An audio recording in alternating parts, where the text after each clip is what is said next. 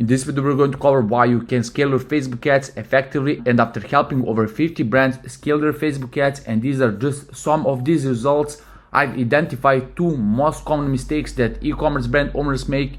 You might be making them as well, and if you fix them, by the end of this video, you'll be able to increase your ROAS, how much you profit from your Facebook ads, and scale much more easily. So the first thing that is holding you back from scaling your Facebook ads is that you don't have a proper testing and scaling framework in your ad account. And this is huge because I've been auditing a lot of the stores where I see that the owners are literally spending their ad spend on completely wrong creatives, completely wrong stuff, and therefore they're not utilizing their ad spend, which is holding them back from scaling. And if you don't have a proper testing and scaling framework, you're not spending the budget effectively, so you're not spending your money on winners and you're not cutting your losers, and you're also not scaling the ads that work. So literally not seeing the opportunities and using them in order to scale your Facebook ads and get more customers and be more profitable on that first purchase. This is huge, and just by fixing this thing, you will significantly increase how much you profit from your Facebook ads. So when I say proper framework for testing and scaling, what I actually mean. And whether you're a big brand or a small brand, I recommend you to really keep it simple when it comes to the ad account structure, because simple things are able to scale,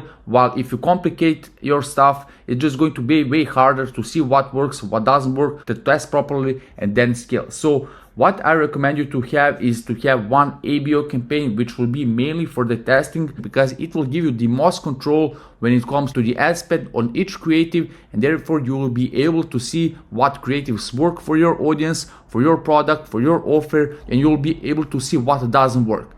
By having a proper testing framework, you will be able to identify what types of creatives work so that you can learn from them and create more of this and create less of what doesn't work. And this is why it's crucial to have a proper testing framework, because we want to repeat these activities that are bringing us the profitability. So in the ABO campaign, which is mainly for the testing, you want to test different angles, concepts, formats where you can have just more control. So for example, if you're selling a skincare product, you want to try different angles, different benefits of your ads, and see which one resonates with your customers. So for example, you want to try anti-aging angle to see if your audience on Facebook mainly resonate with that one. You want to try the angle of reducing the wrinkles and stuff. And the same goes for the concept, if the UGC works better or just the storytelling type of thing. This is where you want to test different angles, different concepts and formats. And therefore, by the robust testing, you want to see what works, what doesn't work, so that you can cut the losers and repeat more on the winners and spend more on the winners.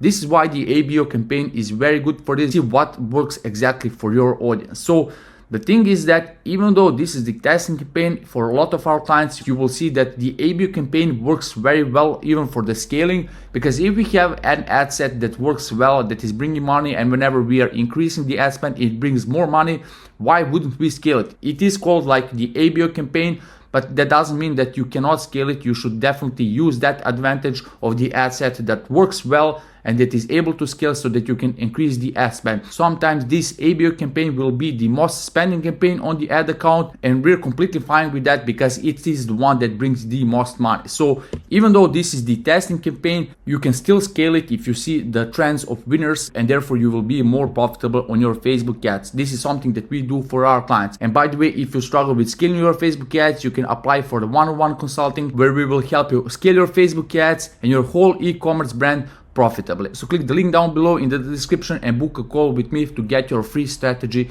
call. So the next thing in this very simple but effective structure is that you can have the Advantage Shopping Plus campaign for scaling, right? So we have the ABO campaign, which is the testing for the creatives, and when we find winners, we can put these winners, these winning creatives, into the Advantage Shopping Plus campaign and scale it way further. In this campaign, you only want to have the winning creatives, winning ads that are proven by the ABO campaign. One of the most common mistakes that I see in ad accounts is that people are not using the post IDs of their winning ad and importing that ad into the campaign, which will bring them more results. So when you're using the post ID of your ad and then putting that one into the Advantage Shopping Plus, which is for the scaling, you're also using all the likes and comments on that ad, which is bringing the social proof part of your ad and therefore you're maximizing the results. Because if you have the same ad that don't have any comment at all, they don't have any likes at all or reactions, and you have an ad that is the same but it has tons of comments, how they like the product, how they have had a great experience about it, of course the ad that has the social proof will perform way better than the one without.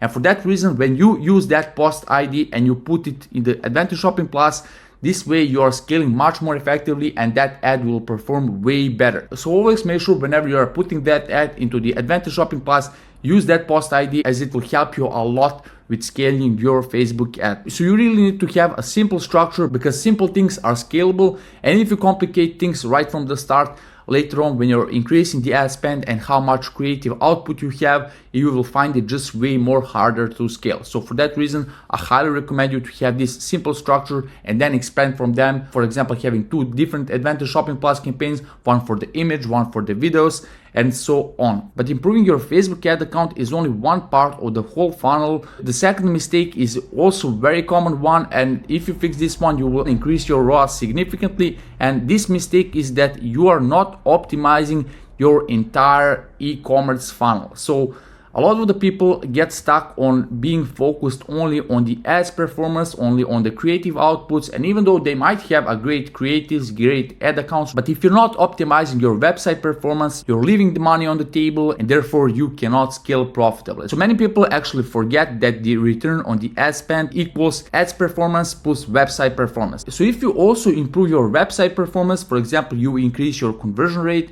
you increase your average order value, you will also increase your ROAS, because the dollar that you put in your Facebook ads will yield you a higher result. So by optimizing your website, you are also increasing your ROAS. So this is why you need to focus on these 2 things, and therefore whenever you spend more money on your Facebook ad account, it will bring you a high return because your whole funnel is well optimized. So what I actually mean when I said that you need to optimize your website. So there are 3 components that you can focus right now, and if you improve these 3 things, you will already increase your return. So first of all, you want to optimize the landing page. The landing page is the first page that your visitors see when they click on your Facebook ad and where they land. So in some examples that will be a product page, in some examples that will be a collections page, and in some examples it's going to be a home page or a listicle or a sales page or something like that. There are a few key principles that you need to follow when you're optimizing your landing page. First of all is the consistency. So is your landing page consistent with your ad? So for example, if you are showing a pair of shoes on your ad, you need to represent that pair of shoes on your landing page as well, because that is consistent and that is what your visitors are expecting when they land on your landing page. The second one, is there enough of the social proof? Because when your visitors click on your ad and land on your landing page, if they see other people that have interacted with your product, with your brand, they will find it more confident to interact with it as well, and therefore they will have more trustworthiness, which will help them engage with your landing page. And the third one is your offer and the benefit of your product very clear. You don't want to make your visitors think too much, because if you overload their brain, it's just going to be way harder for them to process all the things. And so for that reason, you really need to make it very clear and obvious for them what is the offer on your website, what are the benefits that they're going to get, and what is the product that they're going to get. Be super clear and simple, and it will be much easier to engage with your website. The next part is that you need to optimize your whole funnel. You need to find what are the drop-offs and fix them as well. So for example, you might have a good landing page, but most of the people add things to the cart and they bounce off from that part, which is why you have a lower conversion rate. So in this case, you want to see if the drop-off is in the cart page and optimize your cart page, and therefore you will overall increase your conversion rate and therefore increase your returns on Facebook. And the third thing is you also want to optimize for the higher AOV, because if people buy more products, therefore your AOV is going to be higher and therefore your returns are going to be higher. So for example, you can have some of the upsells in your cart drawer with some free shipping threshold or some offer that will incentivize the people to buy more, and especially in these stages of the purchase when they're showing that intent to buy from you.